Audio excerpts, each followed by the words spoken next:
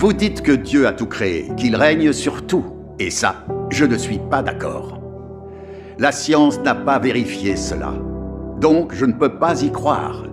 Je ne crois qu'en tout ce qui est créé par la nature et change au cours de l'évolution. Comme dit le proverbe, les paroles ne sont que du vent, voir c'est croire. Ce qu'on ne peut pas voir de ses yeux n'existe tout simplement pas. Considérons les gens qui croient en Dieu. Qui a vu Dieu? À qui Dieu est-il apparu? Expliquez-moi donc cela. Il me semble clair que la croyance en Dieu est fondée sur l'imagination humaine. En fait, c'est comme dans le proverbe. Si on croit à une chose, elle existe, sinon, non. Écoutez, professeur Sun. Vous dites que parce que les gens ne voient pas Dieu, alors Dieu n'existe pas. Et quand vous vous prosternez devant la tablette d'une personne décédée, est-ce que vous voyez l'âme du défunt? Vous répétez que Dieu n'existe pas et vous prêchez l'athéisme à grande échelle.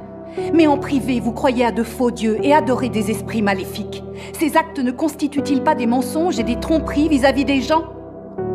Vous voyez bien que les paroles et l'œuvre du vrai Dieu sont la vérité et qu'elles apportent à l'homme lumière et salut. Dieu est esprit.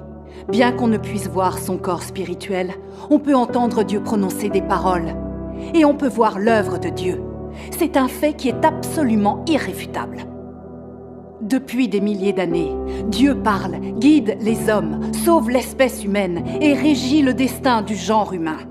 Dieu a également révélé de nombreux actes.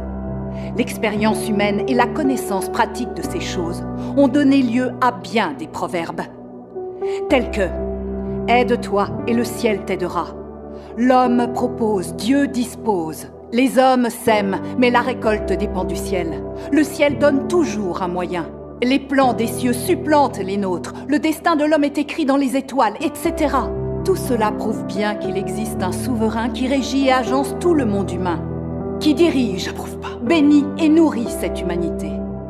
Il y a aussi des expressions fréquentes comme « un esprit observe juste au-dessus de ta tête »,« les gens agissent, les cieux observent » et « on récolte ce que l'on sème ».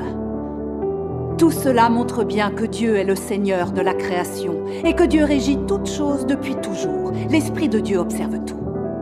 Dieu inflige les châtiments selon les actions des gens et décide du destin des êtres humains.